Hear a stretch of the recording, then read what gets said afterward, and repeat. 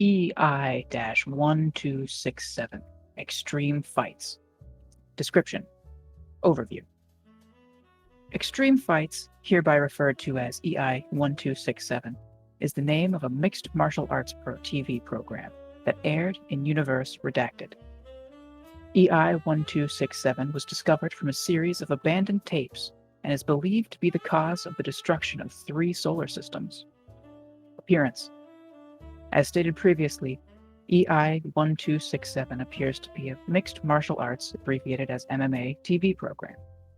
In each episode, 2 opponents brawl in their fighting style of choice until one surrenders to the other. EI-1267 is hosted by 2 men referred to as Brian and Paulson by EI-1267. They are incredibly eccentric and often portray the fights as more interesting than they actually are. Function. The fights of EI-1267 become more violent and had fewer rules as the show progressed. Each fighter brought in was stronger than the last to anomalous levels. The strength of the fighters often led to the destruction of property and even loss of life for opponents and bystanders. Despite this, the show continued and the destruction continued to escalate. Despite the sheer destruction, the audience remains completely amused, as if they were tranced. Even if a family member was caught in the crossfire and mangled beyond comprehension, the remaining family members either completely ignore it or consider it a blessing, claiming bragging rights. The hosts, Brian and Paulson, become more eccentric and loud as EI-1267 progresses, portraying each fight as the greatest match ever. They were the most entranced-like out of everyone from the way they talked about the matches. It is theorized that the hosts are the ones who are entrancing the audience in the fights, but there's not enough evidence to support this. From TV viewership statistics recovered, 95% of all televisions were tuned in to EI-1267 at one point. For the final 5 episodes, 100%. Despite the entrancing effects of EI-1267, the tapes did not trance the viewer as it did live. History and recovery. Numerous tapes of EI-1267, along with the terabytes of data of internet usage, television viewership, and news articles, were found inside a singularity vault near the ruined solar systems. It is unknown who or what placed the vault. History.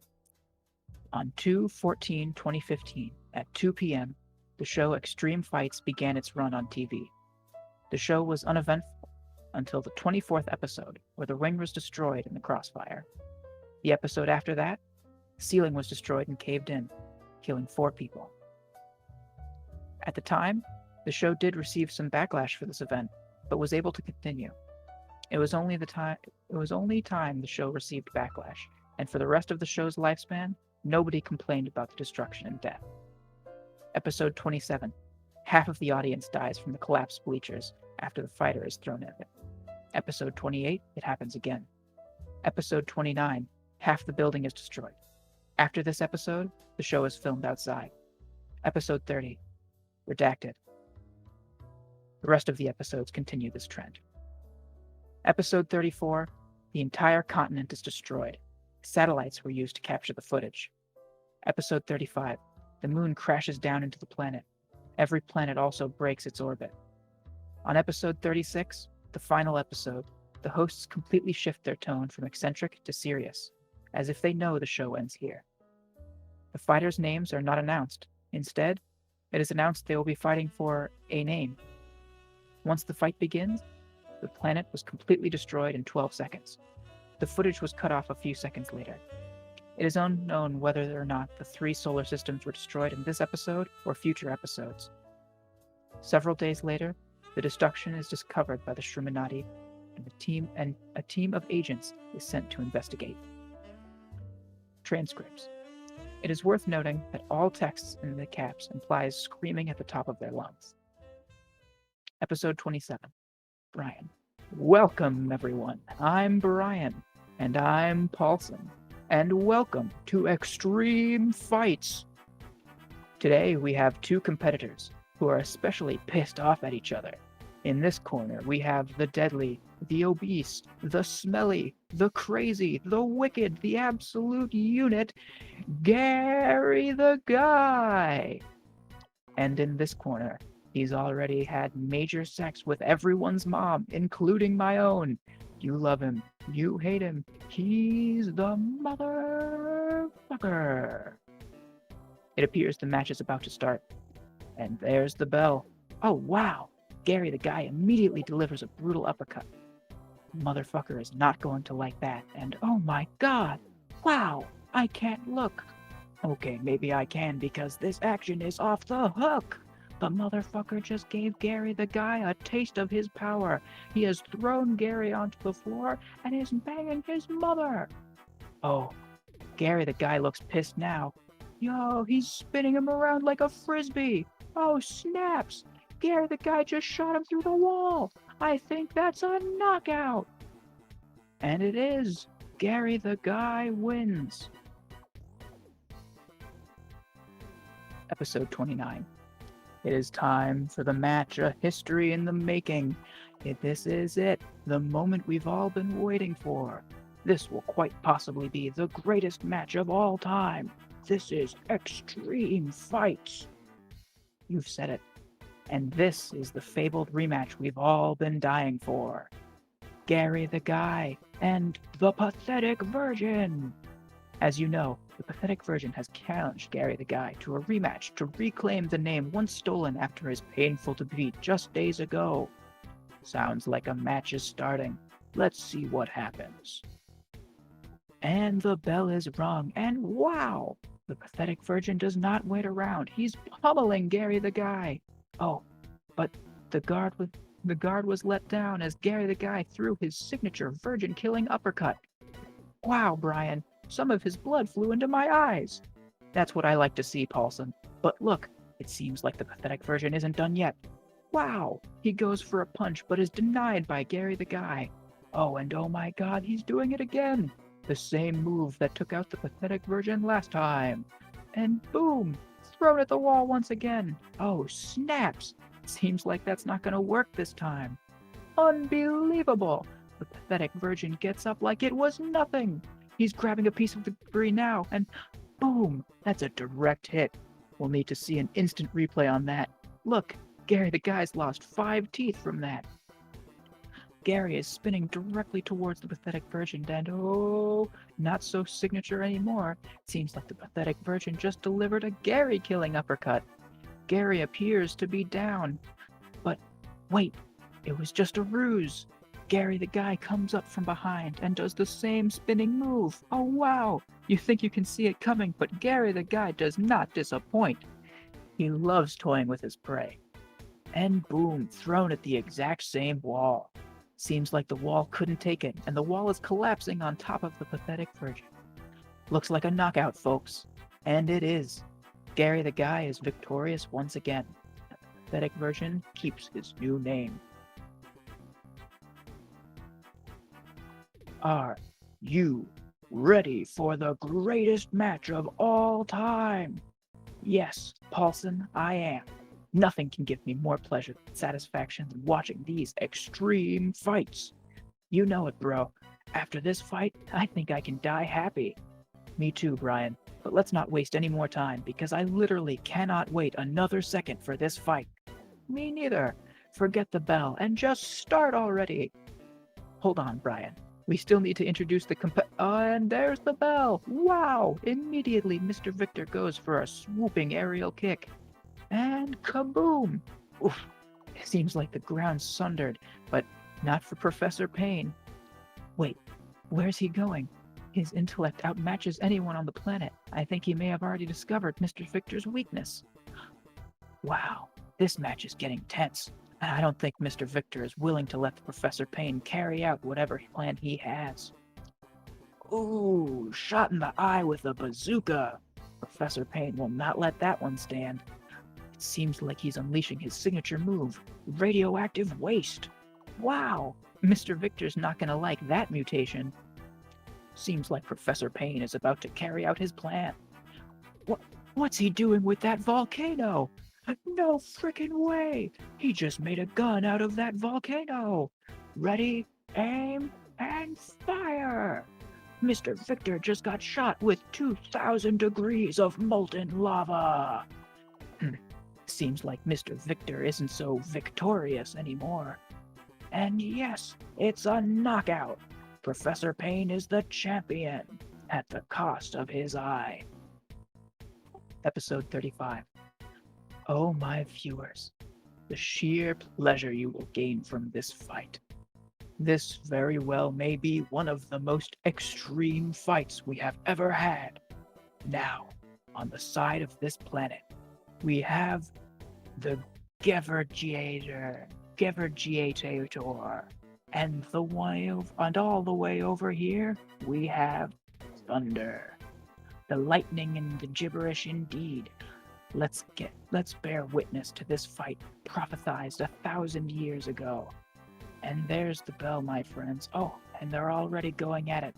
Their fighting is so fast and fluid that I can't even, say goodbye to that continent. Oh, wow. Looks like the Keppuruña is already wants to end this. He can't bear to see his opponent alive any longer. Well, I wonder what's he going to... He isn't. He is. He isn't. He is, Brian. The Keppuruña is picking up the moon. And he's throwing it at Thunder like he's a dog playing catch. Except Thunder's about to catch a ball of 161.9 septillion pounds. And kaboom! Episode 36. Hello, and welcome to Extreme Fights. We're done with these pathetic, fake slap fights. It's time to get serious. We all want a real fight. Something worthy of our attention. Here are the competitors. Currently, nothing. For whoever wins, earns a name. No more gimmicks either. This must be as real as it gets. This is what it's all been building up to. This one moment. I believe it's time to begin. The bell is rung. Brian, it's beautiful. I know. I've never seen something of such beauty. I've never been happier. It's just so perfect. The tape cuts out here. Containment and testing. Containment procedures. Because EI-1267 was destroyed in its own crossfire, the only thing contained is the Singularity Vault where EI-1267 was discovered. The Singularity Vault is stored and redacted. A few tests were done to see if the tapes could have any entrancing effects, as it did at the time of EI-1267, but these were uneventful. The subjects did not react in any anomalous ways to the tapes. No survivors of the audience were found. Wikipedia, Trifecta, country. Aaron, middle name and last name, which I won't say. Aliases, Weird Emperor or the Emperor. Aaron was a political dictator for the country Trifecta during the years 2040 to 2054. Aaron had complete authority over the Sentinel Islands after taking control of the land through brute force and developed a population with a government. Trifecta government country, Jana mechanism. Information regarding Jana mechanism here. History of Trifecta. Trifecta is a small island located near Africa. It is formerly known as the Sentinel Islands, belonging to the Sentinelese. The Sentinelese were the most primitive tribe at the current time, attacking and attempting to kill anyone that tried to trespass for any reason. The Sentinelese could not be studied or taken over until a group of people, led by Aaron, named the Weird Empire, rowed a ship to the island where multiple group members would rapidly shoot bullets at the Sentinelese and its land until the island was not threatening anymore. Most of the Sentinelese soldiers were killed, but few survived. Of the few that survived, some complied with the group's orders, while others tried to kill the group, which resulted in those being captured and put in a temporary jail or simply killed. After that, the group focused on building infrastructure and developing a government. For more details on the government, read below. Trifecta specifications. The country of Trifecta is Jana machinistic and non-economical. The leading members consisted of Aaron, Jonathan, and Colin. Jonathan had been very engaged in leading the country until later resigning due to increasing disagreements or conflicts with Aaron. Colin had eventually left due to lack of interest in maintaining the country. Both of these members leaving is generally considered to be the biggest factors to Trifecta's eventual failure. Trifecta is split into 3 different sections, as the name of the country implies. The 3 sections were each named Ceratulus, John Herbs, and Alias Domus. The idea for Ceratulus, which translates to weird in Latin, was created by Aaron, with the main objective being to have government buildings and infrastructure built there. The idea for John Herbs, which translates to John City in Latin, was created by Jonathan, with the intent of having shops, services, restaurants, and other places for entertainment. The idea for Alias Domus, translates to other house in Latin, was initialized by Aaron and Jonathan. The land's purpose was undecided for some time until Jonathan suggested that instead of the residents be in Ceratulus, they be placed in the 3rd piece of land as its main purpose, so that Ceratulus has more rooms for its buildings, and there be enough room for people to live on the undecided land. The team could not decide on what to name the 3rd piece of land, so Aaron settled on the name Alias Domus to clarify that the land was other space used for housing. Trifecta laws and rights. Trifecta is known for having controversial rules, rights, and consequences for breaking laws. Below are listed few.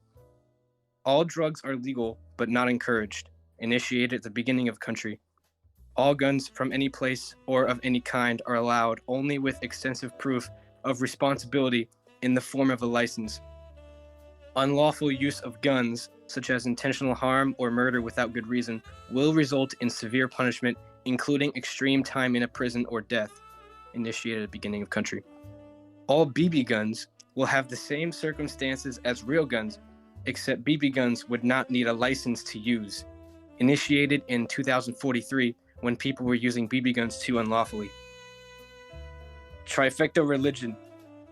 There is not much presence of religion in Trifecta, but when there is, it is usually in the form of Techism, which is not really a religion. For more information on Techism, visit this website, and then there's a link. Very few people idolize and pray to John Trifecta, a man who is considered a Chad and a god of the country Trifecta. John Trifecta is mostly unknown, with only a single image of him, depicting an African man wearing a suit and glasses. Where this image was extracted from is unknown. Interesting facts. Trifecta is currently the first and only country to use a specific form of communism called Jonomachinism, developed by Jonathan to help give power to the people without sacrificing infrastructural well-being. Trifecta had been planned for 3 years before anyone actually started doing anything to achieve it. All right, now we're into journal entries. Journal entry number 1, Landon Goltz. The year is 2043. I have been in Trifecta for a few days now. I came here to observe the country as a residing individual so I could understand it better. When I arrived, I was immediately dropped into Alias Domus, where some people of staff escorted me to a specific apartment building and a specific room for me to stay in, which I did not decide myself. The room wasn't awfully bad, but it wasn't amazing either. It had a bed, a bathroom, and a TV. This TV only had 3 channels. The first channel was seemingly vague news. The second channel was a live stream of the overview of the capital of Ceratulus called Salutant. Salutant had many monuments of the country's leaders, including Aaron and Jonathan. The last TV channel was the only form of intentional entertainment, which would be a comedy show. Not much else happened after I got off the plane here, but I don't feel like writing anymore because it is actually very late and I'm going to sleep now. I will write more tomorrow. Now we're on to journal entry number 2, Landon Goltz. I woke up at 10 p.m. today. I had arrived here late last night, so I woke up a little bit late. I had packed some food and I ate some of it for breakfast. After breakfast, I decided to go outside and check out some of the things to do here. There was a bus stop, of which I waited until a bus came by. There were surprisingly many people there. After a while, I saw a bus coming my way, and I got on it eventually. It wasn't the coolest bus, but it wasn't horrible. I have to say, that bus was rightfully tolerable. I had to assume that this bus was going to John Herb's, which it was. As the bus was driving away, I could really see how big Alias Domus is. All of these big apartments and condominiums and even a few private homes went on for a while. This was a big place. It made sense to me that it was so big because all the places to live are all right here. I eventually got up to a giant wall and the bus parked somewhere in front of it. I didn't know exactly where I was supposed to go until I saw a gate that was guarded by security. I walked up to security and they asked me if I was going in. I said that I was, and then they just let me in, to which I was surprised. What I first saw was many streets and roads next to acres of shops, restaurants, and other entertainment places. There was an arcade, which I was attracted to right away. I tried to walk in, but some guy at the front desk immediately asked me what my score was. I asked him what he meant, and he said that I need to have enough points to go in here and play games. Still confused, I asked him how I get points. He said that I get points by having good work ethic in my job, and the more points I have, the more I'm allowed to do. So I asked him how to get a job, and he told me that I need to go to Seratulis and register for something. Otherwise, if I don't have a job, I can't do anything but live in a basic apartment with barely anything. Having been told this information, I said goodbye and went back on a bus to my apartment. Now that I know this, I need to get a job. I plan on doing that tomorrow. For now, I'm just going to watch something on the only entertainment channel I have on my TV and then go to sleep. I think this is where I should stop writing because I already wrote a lot, so I will end it here. All right, that's the end. There it is.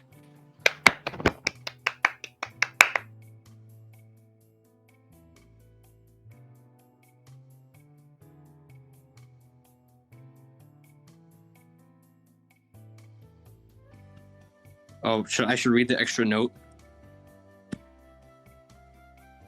Okay, I'll just read the extra note then.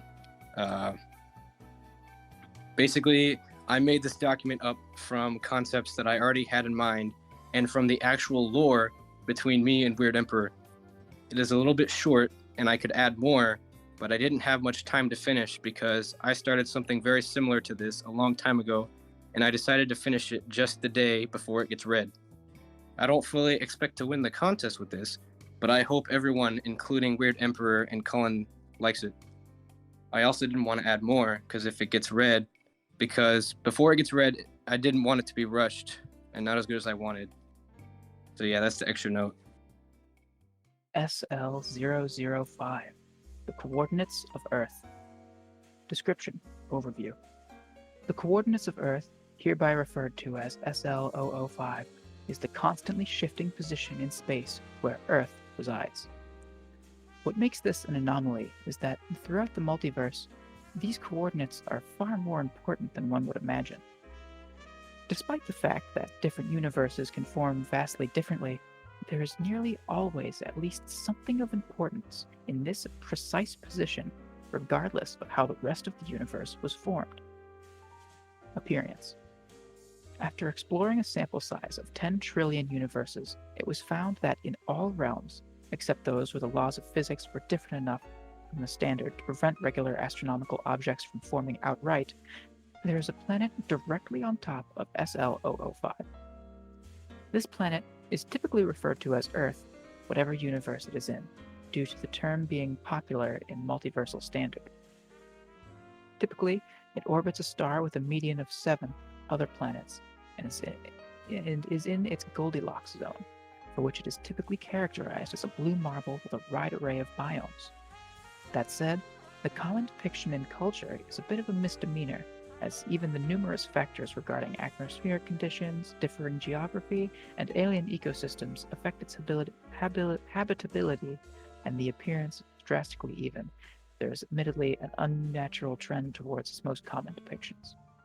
The blue marble look, in truth, only comes to being about a quarter of the time without terraforming. Of course, SL005 refers to the coordinates anonymously holding a significance, and though it is extremely common, its importance does not always manifest in the form of a planet. The realms where celestial bodies fail to form are sparse enough that finding one can take a long time. But even in the nebulous realm, which is entirely cloaked of clouds of dust and gas, as the name implies, an anomalous universe itself, it had its quirks. There, the SL005 marks a denser cloud which swirls around to follow as the coordinates shift, and is the homeland of anomalous species known as lastfam. Another example is the similarly strange abyssal realm, where instead of space, the entire universe is made nearly all the way through a gravity-disrupting mineral, which prevents it from collapsing on itself. There, SL005 is not only the birthplace of the species known as the Moshi, but also one of the few identified locations multiversal travel is possible from, as the mineral otherwise disrupts graviton accumulators. Due to the fact that such unconventional universes are each their own special case, they can be more accurately described in their own datalog in full detail rather than briefly here. After all, despite being quite rare, there is still a technically infinite amount of these. Special case realms will not be discussed for the remainder of this datalog. Function. The importance of SL005 can come in a wide array of ways. In some less hospitable realms, it may still be worth visiting due to an unusual access of extremely rare materials, and often other anomalies can be found within this area of space.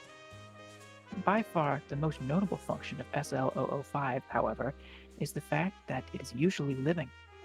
The existence of life in this region is far greater than what one would estimate by random chance, with alien microorganisms existing in about 80% of locations, and multicellular life existing at the rate of approximately 30%.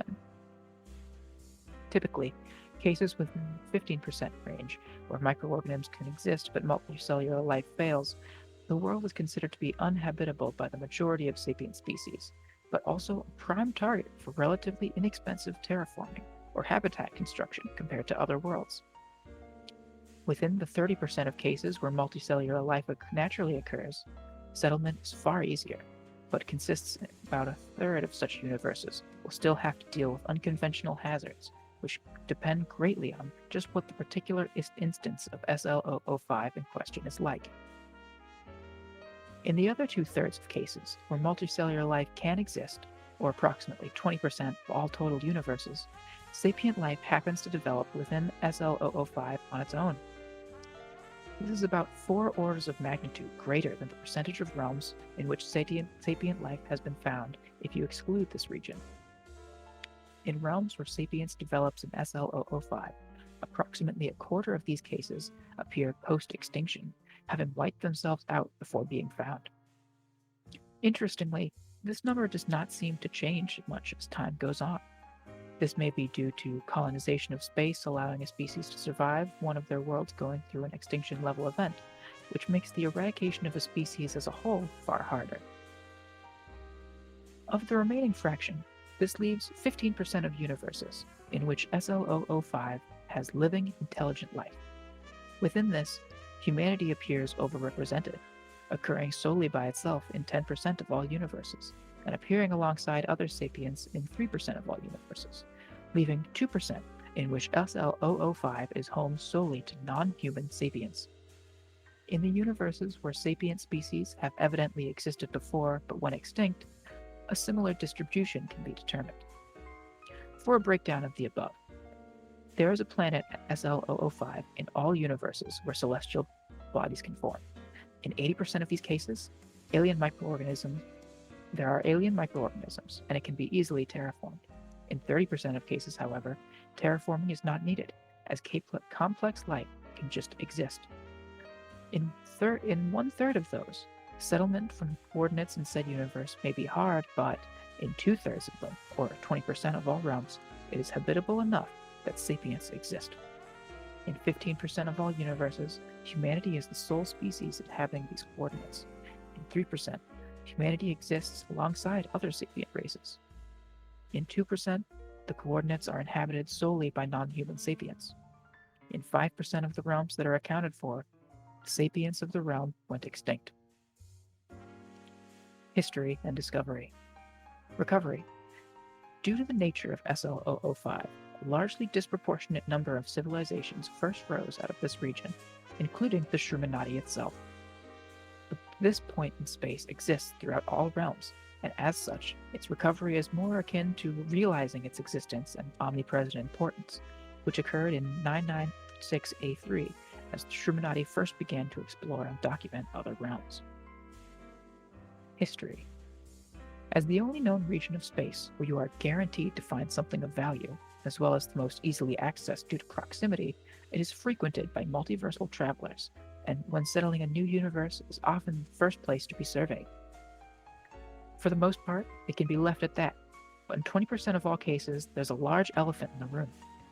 This has caused issues in the past where it has come to the fact that a good portion of these realms would be preoccupied, and up until the end of the Belatarian War in 1515A3, when the Ascension Accords were drafted, the nations of the Outer Realm experiment would often eradicate prior inhabitants to take Earth out of said realm for themselves.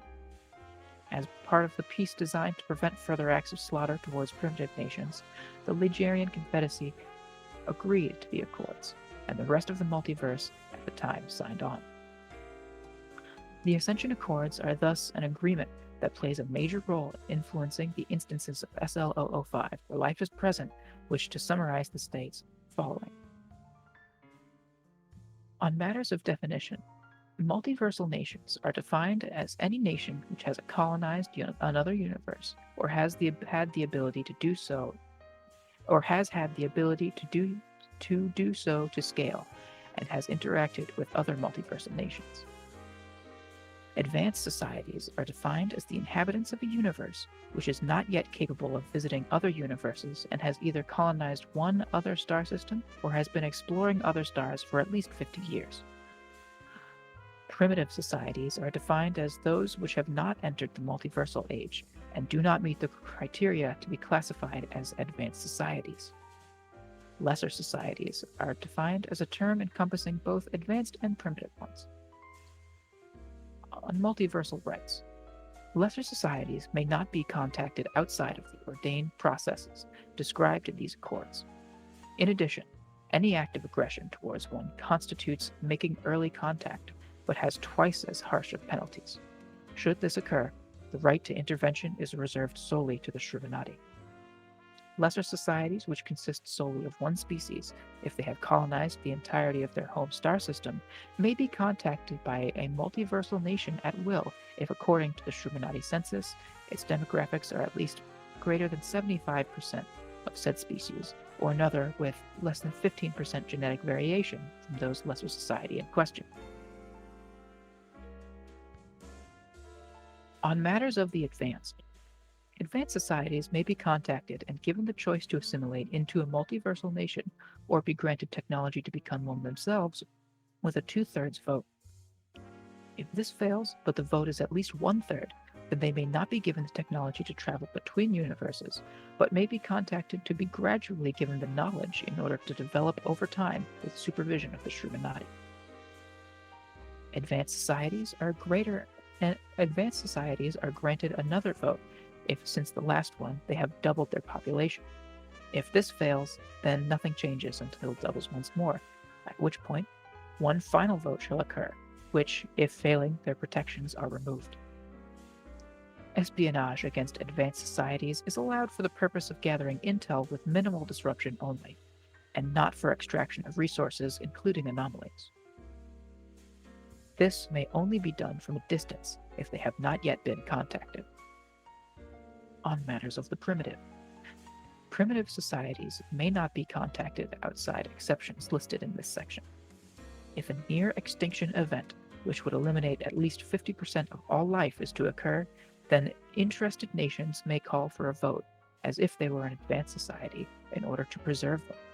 If this passes, then they become the responsibility of whichever nation called for the vote, either to evacuate or put down the threat, as they are assimilated. If a full extinction event is in progress or will without a doubt occur, then any multiversal nation is allowed to step in for the sake of preservation, and all actions not directly destructive to the native people are permitted, though there is no obligation for a nation which intervenes to help the recovery process after the threat is removed. Espionage against primitive societies is allowed for the purpose of gathering intel with minimal disruption only, and not for the extraction of resources, including anomalies. Ground-level surveillance is not permitted to significantly alter the cultures in place. Containment and testing. Containment procedures. Due to the nature of SL003, no containment procedures are necessary outside of the extraordinary cases where something within these coordinates has anomalous properties of its own. But as such cases are documented in their own files and are not to be discussed here. Test log 01, formation. In order to determine why there is nearly always a planet in Earth's position, numerous attempts were made to determine how this may work. Test 1-1, astronomy. Through looking back through early universe using all spectrums and accounting for the distortion of light due to gravity, much of how realms formed is well understood. But after examining all pre-existing data on the subject, no cause can be determined which reasonably explain the existence of SL005. Initially, it was thought that graviton transfer could be the case, since gravity acting upon mass in the same region but translated to another universe is known to be why galaxies, black holes, and other supermassive objects can reliably be found in roughly the same area. But the fact it retains its importance even when planets do not form proves this not to be the case. Test 1-2, simulations. In order to determine whether or not the curvature of space-time would inevitably lead to anything noteworthy to these coordinates like water downstream, 5% of Shuminati's processing power was put towards simulations for the duration of 50 years to determine if there was any way to exploit the system.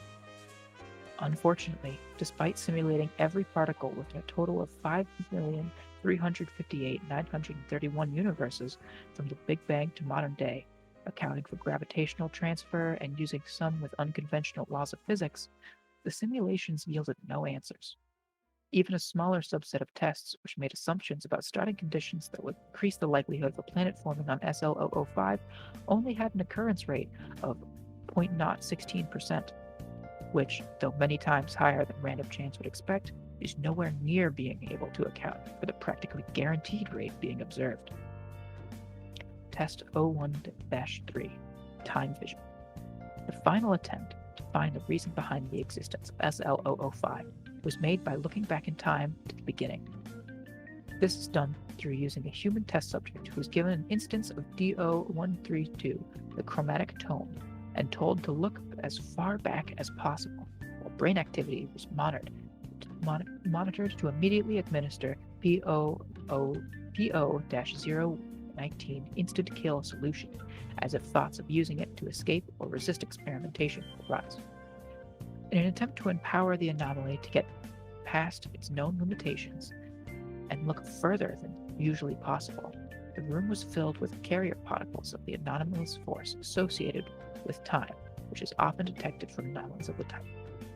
The subject responded to being asked what they saw for the first 10 minutes, speeding past confirmed events which had taken place in the past and initially seemed to be successful, but 56 minutes in, the subject froze. Researchers at first thought the subject may have backfired and frozen himself in time, as he seemed completely motionless and went unresponsive while brain activity disappeared. But highly sensitive motion sensors in the room conferred that not to be the case, as though the movements were too small to be seen, he was not motionless. After about 13 minutes of trying to ask what the subject saw and if he was conscious, he suddenly yelled as loud as he could with a tone of desperation. "What is that? I don't know. Get me out of here!" Immediately after, all vital signs were terminated as the subject aged into dust within the span of a third of a second. Future test subjects experienced similar cases of delirium before death, with this having been tried another 99 times to be certain. That is the end of the data log. EO132 Universal Adapter. Overview. The Universal Adapter, hereafter referred to as EO132, is an anomalous metal face mask that fits over the eyes and nose.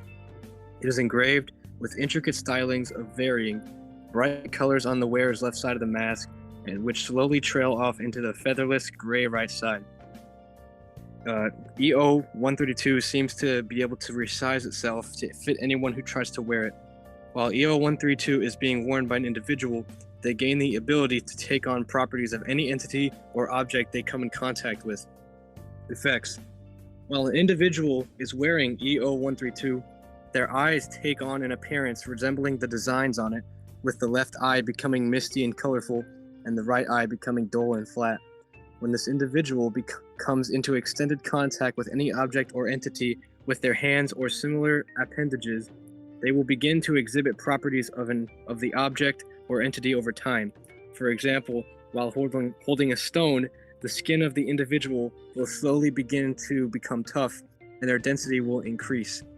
These effects grow stronger and more exaggerated the more prolonged the contact is, and will fade away once contact has ceased.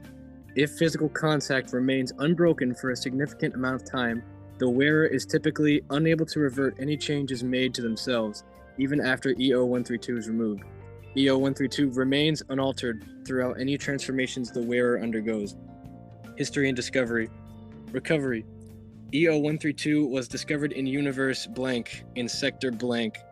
EO-132 was discovered by Hunt Squad blank in ruins of an unknown civilization after detecting unusual readings from the planet's surface during a routine scouting assignment, and was brought back to blank.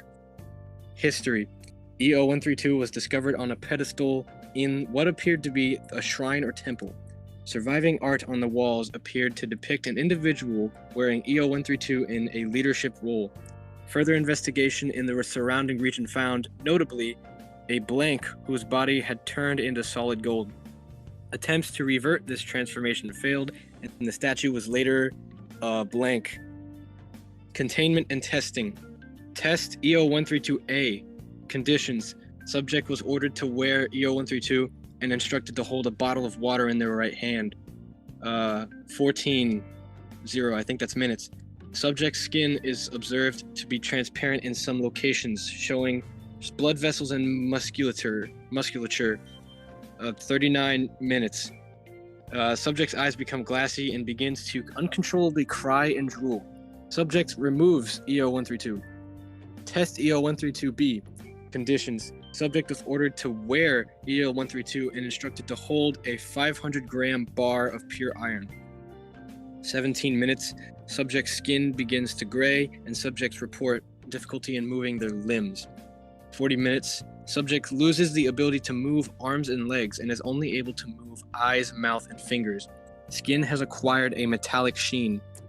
1 hour and 2 minutes. Subject lost the ability to vocalize and move in any capacity. EO-132 was removed by researchers. Addendum, subject remained in an immobile state for the next 3 days, and displayed a chronic aversion to any kinds of masks reminiscent of PTSD. Test EO-132C. Conditions. Subject 1 was ordered to wear EO-132 and instructed to maintain physical contact with Subject 2. 21 minutes. Subject 1's hair begins to alter itself to resemble Subject 2, including spontaneously growing a beard and changing color. 44 minutes. Subject 1's body begins to change shape, causing blank. EO-142 was forcibly removed. Addendum. Subject 1 remained in intensive care for the next week before dying of massive internal hemorrhaging. Test EO-132D. Conditions. Subject was ordered to wear EO-132 and instructed to hold NO77701, coins of Themis, lucky coins. 17 minutes. Subject developed a slight golden sheen to their skin and hair. No distress was reported.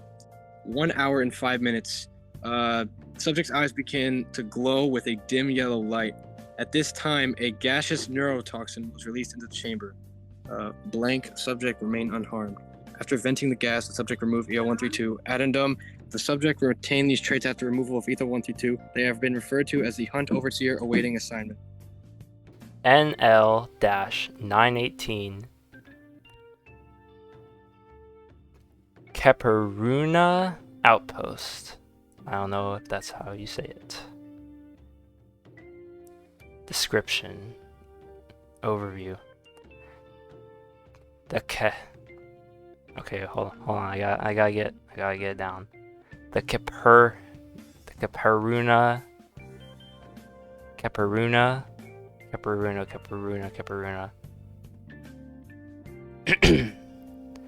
The Keppuruña Outpost, hereby referred to as NL-918, is a now defunct shopping center in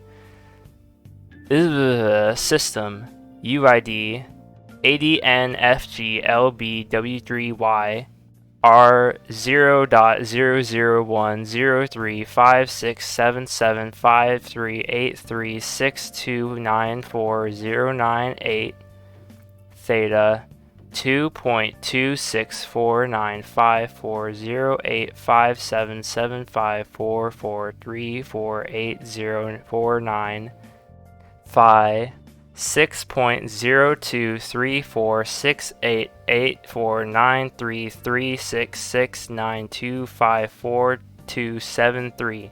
Specifically, it is known to have been attached to a space elevator on the planet called Leshi Kali. Those who have built this structure, the BO species, have almost been eradicated because of NL-918. With Leshi Kali destroyed and NL-918 becoming a rogue object in the system, only a marginal diaspora exists on the inhabited moon of Kala, from which most sources of NL-918 are found. NL-918 is no different from any other space mall in outwards function or appearance, see below. Yet those who shopped in it would become enveloped with an incurable disease.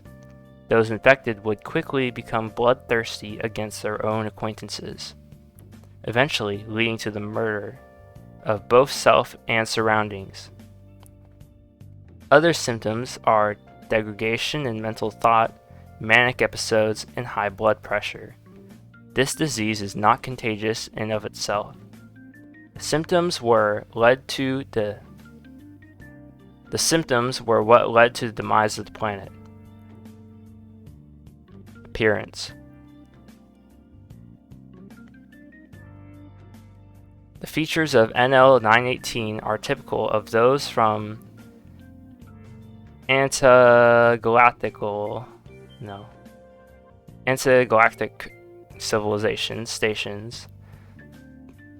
The exterior is composed of resident alloys and glasses believed to be extracted from asteroids from the interior, while the interior is highly decorated.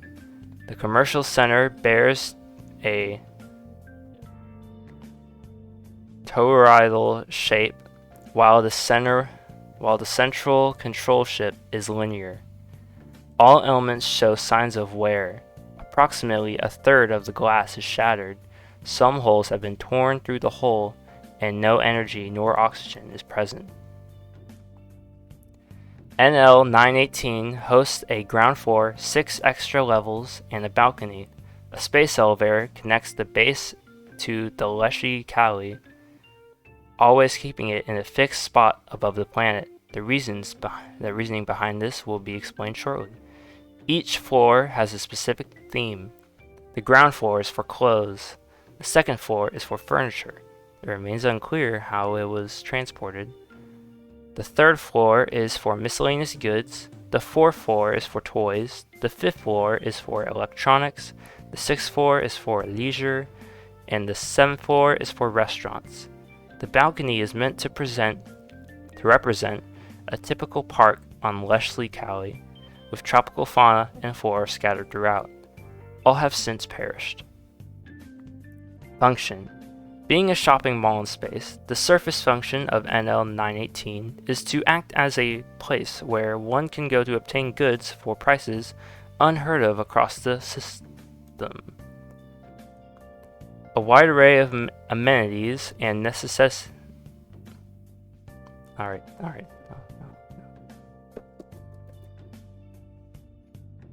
No. A wide array of amenities and necessities were offered. While the many restaurants and food courts kept customers fed, most shoppers would spend their equivalent of a day at the complex, but there were hotels for multi-day trips.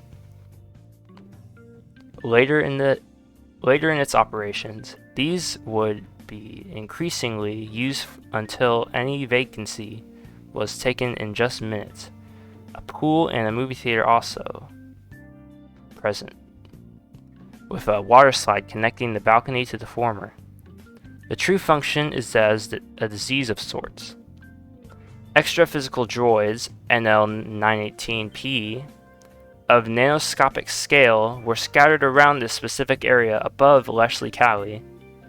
NL-918P are not made by the civilization who bought NL-19.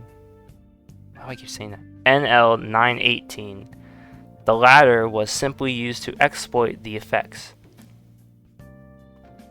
When any sapient entity walks in an area contaminated with NL-918P, they begin experiencing bouts of mania and impulse. After a very amount of time has passed, the disease becomes dormant for around 1 Leslie Cali year. Then, the infected would burst into rage. No survivors of this disease have been reported. Those that escaped the planet have never set foot on NL-918. Oh boy. History and recovery. Anomalous readings were first recorded when the Shroomnati entered the galaxy of NL-918. Immediately, they sent a multiversal greeting in a direction which was promptly responded to. Halake, natives of Scala, planet to its doom. Wait, I skipped a line. Halake, natives of Scala, scholars said that the God, I can't read. I can never. Halake scholars said that the signals may have been found from the event that drove the planet to its doom. Not long after, the Shroomnati came into contact with the government of Scala, the Grand Assembly, on the anomalous readings and what they could do. The residents of Scala were offered a compromise. The Shroomnati would impound NL-918 and all instances of NL-918P in a pocket universe, but would be forced to open up to scientific research. Most BO supported the deal, with Representative Zahn Krogel stating that the strain of our species must be removed from our night sky. The Halake resisted the urge due to their belief that NL-918 was not their problem, along with their concerns over the Shroomnati. They were thereafter assured that their society was insignificant and their actions mattered little to the Shroom hegemony. I don't know. Wait, I can't say it. Hegemon.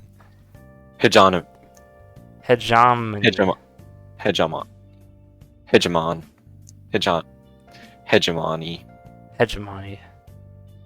Thus ensuring the independence of their peoples. After a close vote, the Grand Assembly agreed to approve the deal. Immediately, the Shroomnati opened a portal to a pocket universe and contained NL-918, with all of NL-918P also being contained after a few hours. History. NL-918P appears to be as old as Universe 80NFGLBW3Y itself. The fact that NL-918P is known to orbit Leshy Cali both before the planet's formation and after its demise, cannot be explained with the physics of the system and is thus a true anomaly. As such, there is no hypothesis regarding how these machines came to be. Given the ideal conditions of Leshy Cali, once it formed, life began to spring up. The resultant BO peoples became spacefarers approximately 500 Earth years ago. 5803.25 was their first day in their calendar of landing on their moon, Leshy Flack, contacting the Relic and setting up colonies all throughout the system. It was also hold on.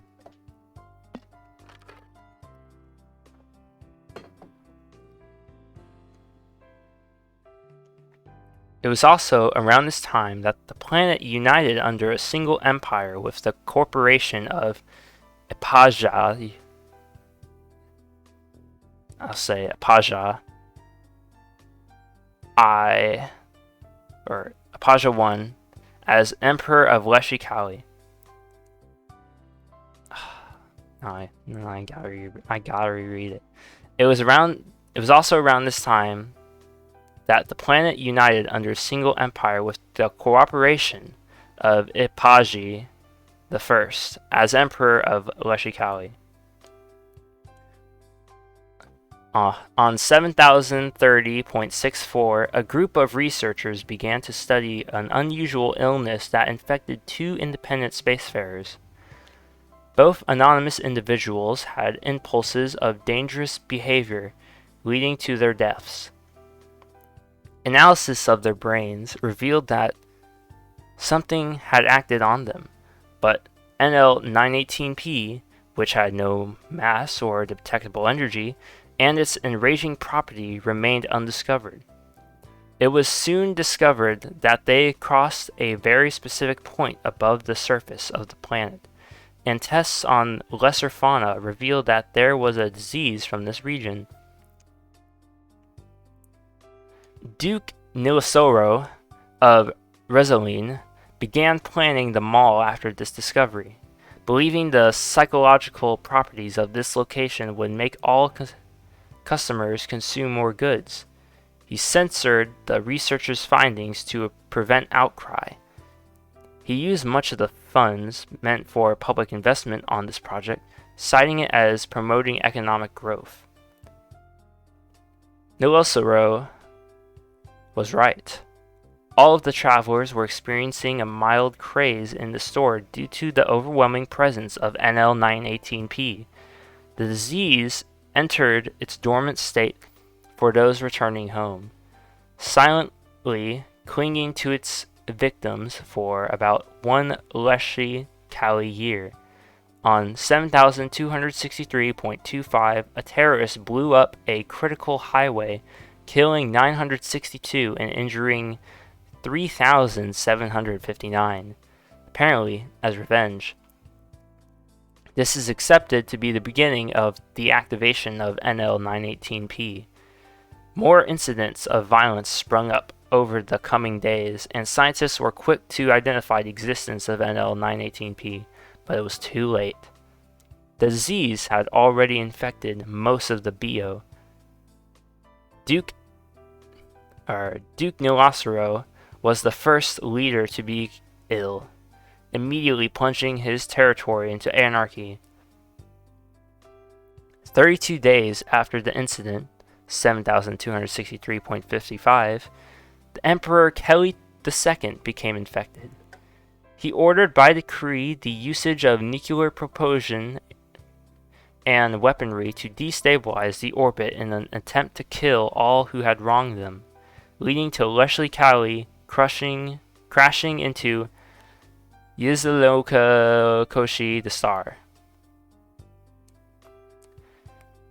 In the panic that arose from the imminent destruction, Zan Krogel, a famed scientist at the time, urged people to escape the planet as fast as possible and organized several escape missions.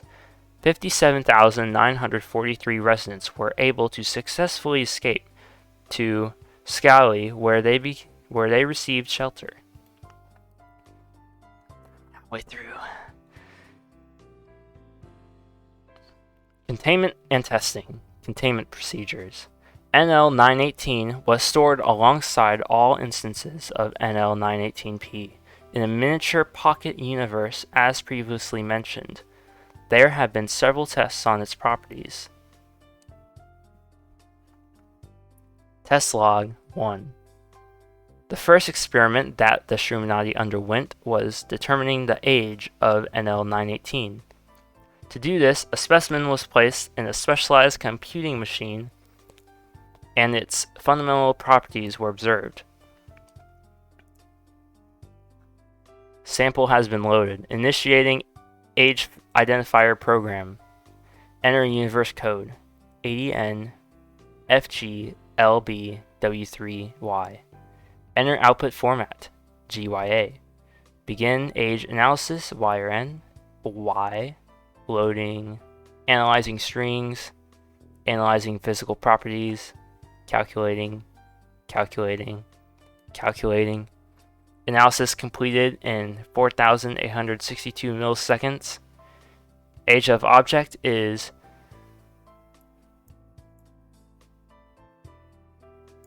let's see if I can do this. No, I'm not going to do this.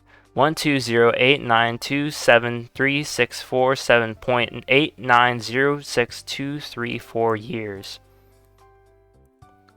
The age of this universe is in the range of error of the output. Test log 2. NL918P is similar to a parasite in function, but not in composition. Yet could it still be a living entity? Hypothesis. The structure of NL918P is key to understanding whether it could be classified as a living entity or not. Procedure. A specialized dissection is undertaken on 5 specimens of NL918P. As the nature of NL918P prevents physical interaction in the typical sense, the structure and properties of NL918P are then analyzed with the existing models of understanding life. Observations. NL918P consists of 3 components: a latch that connects the specimen to the physical world, mobility units, and the processing core. The latch actively seeks out electric pulses present in neurons and begins scrambling them. The mobility units have no pattern nor restrictions. The processing core has a low dark energy consumption and is overall built to mimic the brain. NL918P can adapt very well to numerous different environments. It has no mechanism to reproduce and it does not wear on its own. Conclusion. NL918P is in every way a living being, although it was likely made by another being. Interview log 1. Professor M.Y. Colo of the Shroomnati asks several questions about NL918 to Zahn Krogel, leader of Leshy Cowley evacuation and current Scala Grand Assembly representative. As part of our deal, we were given the rights to research in your universe. You will cooperate with us, and we know when you are truthful. We have a few questions regarding what you call the Keppuruña Outpost and the anomalous properties surrounding it. First question. Were there any viable forms of treatment for the hysteria? Not in the typical sense. We have found that any form of intake, along with all therapy, increases activity. As far as I know, there were no survivors of the disease. Were there any infected beings that heed your warnings? Yes, 52 of them in fact. The disease is not contagious, so the only threat was any potential attacks from them. The Relic did test everyone who came, and all 52 of the infected were quarantined for their own safety in our research. Yet their aggression kept on increasing until they all suffered heart attacks just days after our arrival. How was the infection tested? It was not tested in the typical sense, but rather with readings from the brain. Positive patients have extra energy intake. There was one false positive, but it was quickly dealt with. Are there any theories on the purpose or origin of this parasite? We did begin to theorize that an ancient race colonized our planet and used these droids as a means of control, but there is no evidence of this or any ancient race in general. I must go now. Interview log 2. The following is translated and transcribed advertisement for NL918, aired during the BO calendar date of 7262.53. Cut to scene of a obese, bipedal, rabbitoid cartoon character, Cholga, the mascot of NL918, in the entrance of the mall. Do you ever feel dismayed at the fact that your local shops have no variety? Do you want an excuse to go to outer space? Of course we do, Cholga. That's what I thought. You're in luck because the Keppuruña Mall has now officially opened for business. A burst of confetti covers the scene.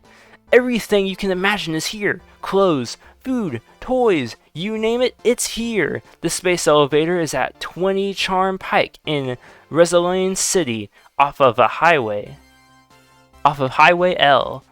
The building can accommodate thousands, so don't hesitate. Shop today.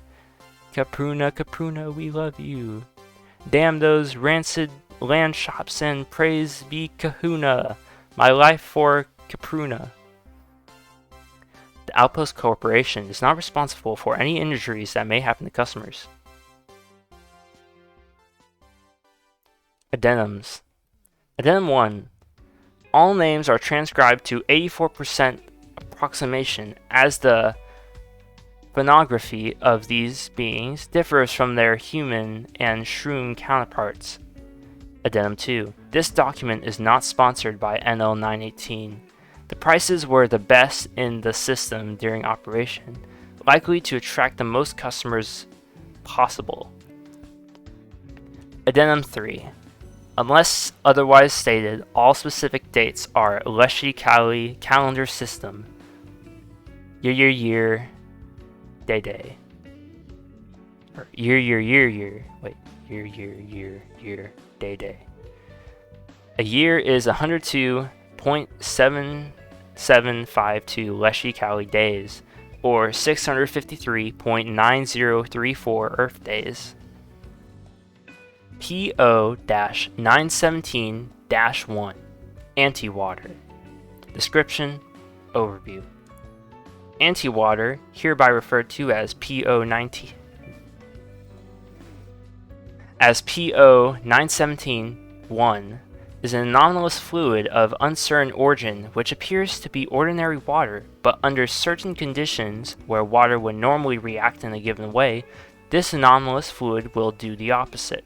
For instance, when brought to 0°C, or 0 degrees calculus, normal water would freeze and become less dense in its liquid state, and float to the top of remaining liquid portion.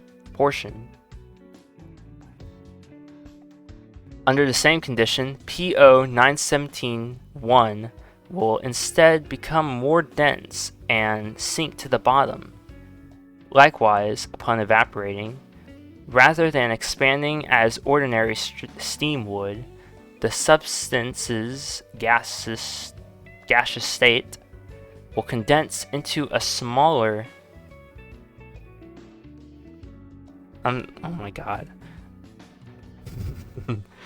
0 degrees Celsius.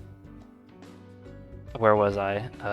Likewise, upon evaporating, rather than expanding as ordinary steam would, the substance's gaseous state will condense into a smaller volume and become heavier than its liquid form, and, in some cases, even implode. Furthermore, any amount of ordinary water that is exposed to PO917-1 will become contaminated and take on its anomalous properties, becoming PO917-1 itself. The mechanism behind this contamination is not yet fully understood.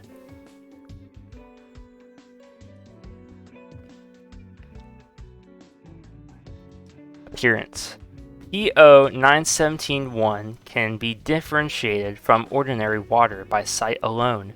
However, given enough time under natural conditions or exposed to simple stimuli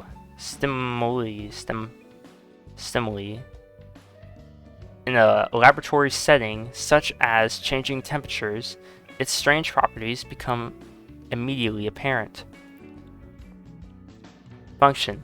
The strange qualities of PO917-1 include the following: a tendency to become more dense when frozen or evaporated, a very low specific heat and thus a tendency to change temperature very rapidly, a complete absence of capillary action and surface tension, a tendency to strip oxygen from substances rather than giving it to them, and a complete absence of any solvency.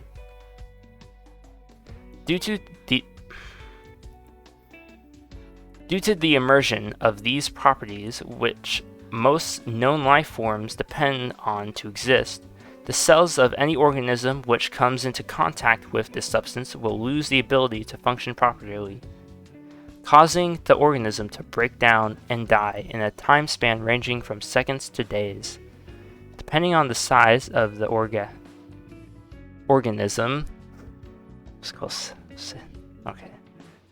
and site of exposure, this takes the form of steadily spreading mast cell death, the sensation of which has been compared to an extreme sunburn that reaches underneath the skin.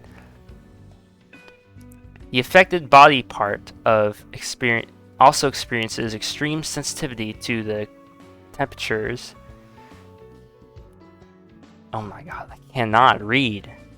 Changes due to the fluid's very low latent heat. Death may be avoided if the contaminated part can be removed before the effects spread to vital organs.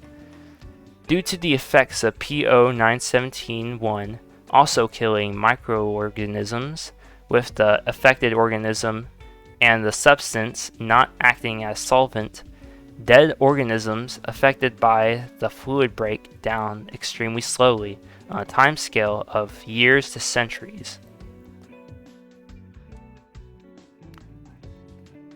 History and discovery.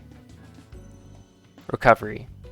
PO917-1 was discovered on an unmarked planet in the Redacted system in Universe Redacted. This planet was first marked for investigation due to the traces of intelligent life and observances of bizarre weather phenomena, such as strange cloud formations and a complete absence of ice at the poles, despite the planet's temperate climate.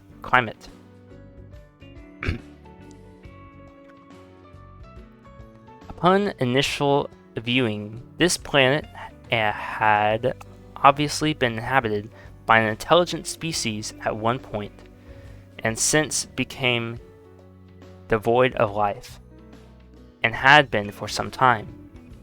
Although that period was believed to be relatively short, as many of the structures built by the species that inhabited this planet were still in near perfect condition, though some had fallen into disrepair or collapsed. Initial estimates thus concluded that the event which wiped out all life on this planet occurred no more than a few decades prior. However, when a probe was sent down for closer analysis, It was discovered that numerous bodies of countless different species remained on the planet in a state of near perfect preservation despite complete exposure to the elements. A sample from one of the bodies was now analyzed on site, and carbon dating confirmed that this individual had been dead for approximately 600 years. Subsequent inquiries uncovered the anomalous properties of the planet's water and the planet, which has since been designated PO 917-2, was placed under quarantine. The origin of history. The origin of PO 917-1 can only be speculated, as the civilization that first discovered or created it has long since been destroyed by it, and no other instances of it are known to exist. The possibilities of its origin include natural occurrence via an unknown phenomena, creation by the civilization, whether deliberate or accidental, or introduction via an unknown third party. Containment and testing. Containment procedures. PO 917-1 is to remain quarantined on PO 917-2, and all testing conducted upon it is to be undertaken on the planet or in low orbit above it. If any celestial body is somehow exposed to PO 917-1, it is to be designated an instance of PO 917-2 and quarantined in a similar manner. Addendum 1. Tests to determine the viability of PO 917-1 as a relatively discreet and non-destructive way to cleanse a planet of life are currently pending. I did it.